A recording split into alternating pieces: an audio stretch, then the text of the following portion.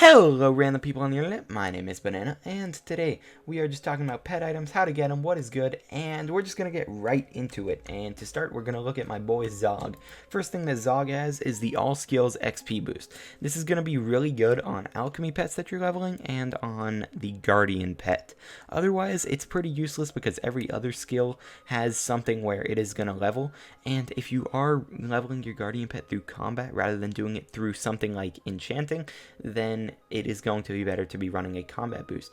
These 5 common boosts that are just chilling in Zog are not good, but the 2 rare boosts that Zog sells are actually the best rarity you're going to get on each of these, and that is the mining XP boost and the farming XP boost, because these are just going to cap out at rare. They're going to be 500,000 coins. You're going to want to put these on any pet that you're leveling. Basically, if you're running a pet that needs to be leveled, run that skill's XP boost. It's pretty simple right there.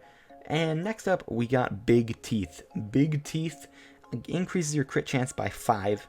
And this may be confusing terminology because then there's something like the Iron Claws, which increases your crit chance by 40%. And you may be thinking, wow, that's way better. That is insane.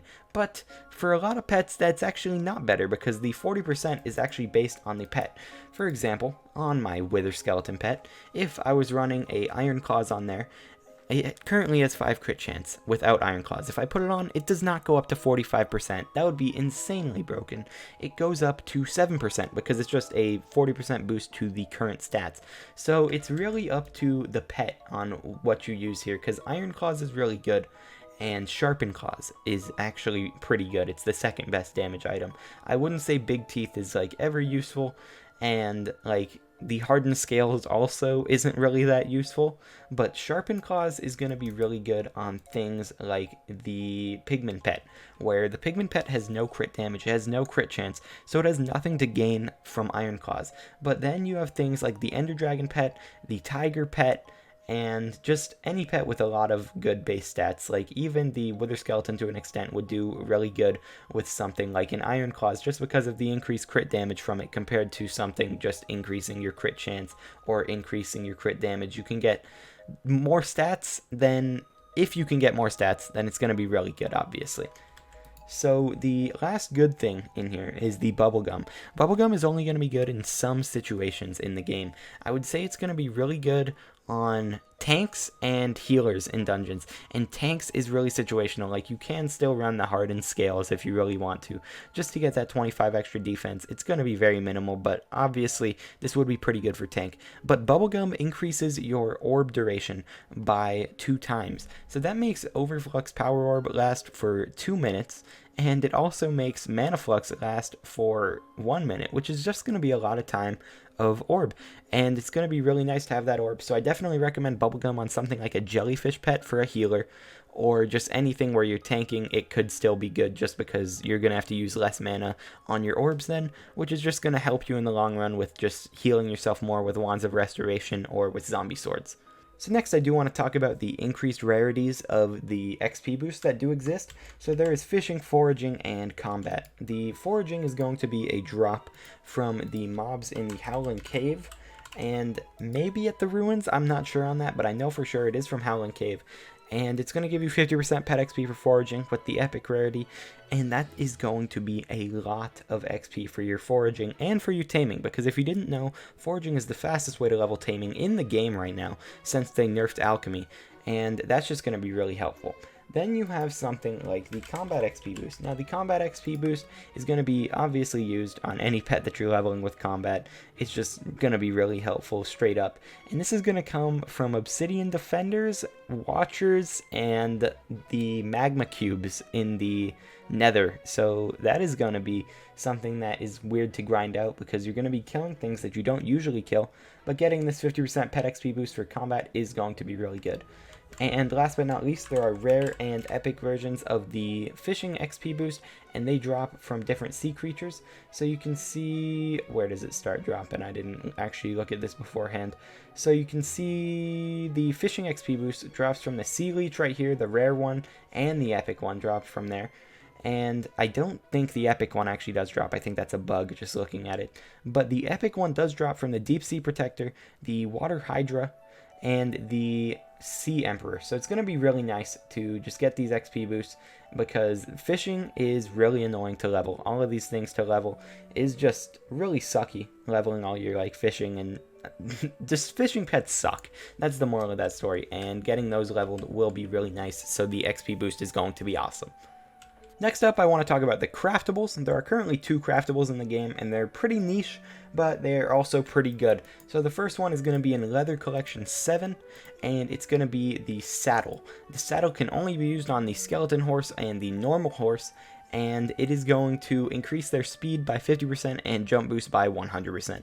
So it's straight up just going to be a really nice upgrade to moving quick on a horse. So if you ever do need a reason to move fast on a horse or jump high on a horse, this will be it. This is the reason that you're going to want to grind this out. It's only 8 enchanted leather. It's not going to be that hard to get. But yeah, that is the Saddle. And then the second one, I crafted it in my Becoming the Ultimate Wizard in Skyblock video.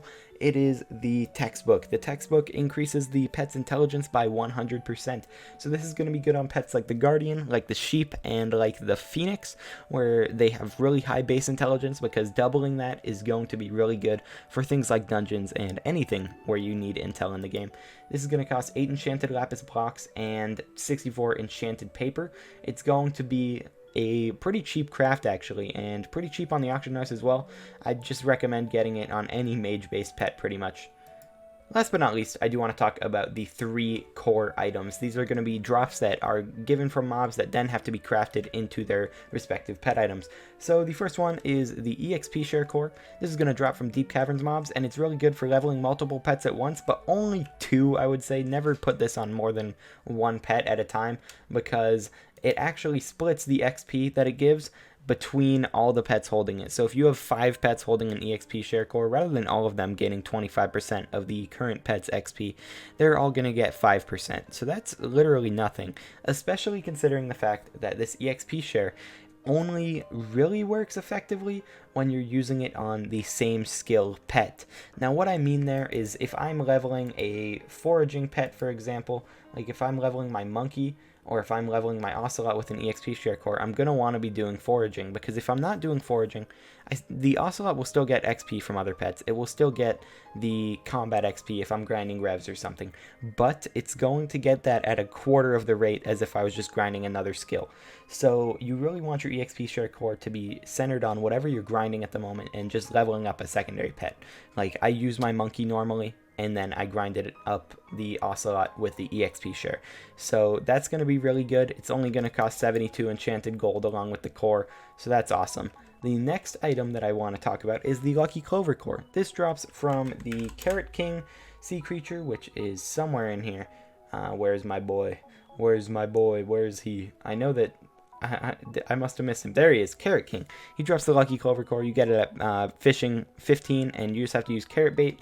It's a pretty rare drop. I've only seen a couple of these, and it's actually not that expensive though. It is 256 enchanted emeralds, and the Lucky Clover core to make the Lucky Clover, and this is going to increase your magic find by 7. And that's just going to be a flat better chance for drops. I would definitely recommend running it on something like a Black Cat for sure. And if you're really maxed out already and you have a legendary Ender Dragon and you're going for the maximum amount of magic find, then running superior armor with the legendary Ender Dragon and a Lucky Clover is really good. So the last core item that is in the game is actually the Tier Boost core. Now, I assume that a lot of you have heard of the Tier Boost core. They're really, really rare, and they are drops from the Endstone Protector boss. So you can see there's one right here. The drop rate on this is insanely low. I've done like not that many golems, but I've done a fair amount. Like I would spend days just doing golems right when that update came out. I've never seen one of these drop. I don't know if Cookie has seen one drop. He probably has seen one drop, but he has not gotten one as far as I know. And that's just, Tier Boost cores are insane to grind out. I do not like them overall as an item as well, because the Tier Boost increases the rarity of your pet by 1 tier.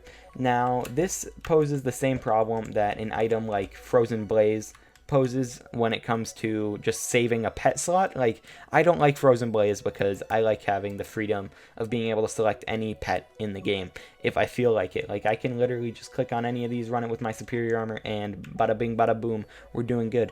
And the tier boost basically does that with pet items, because you have to use the tier boost forever if you put it on, if you want the rarity to stay. So a lot of people will put it on dragons and just run that because it saves them a bit of money, and that is the one situation where I think it's acceptable to use a tier boost score.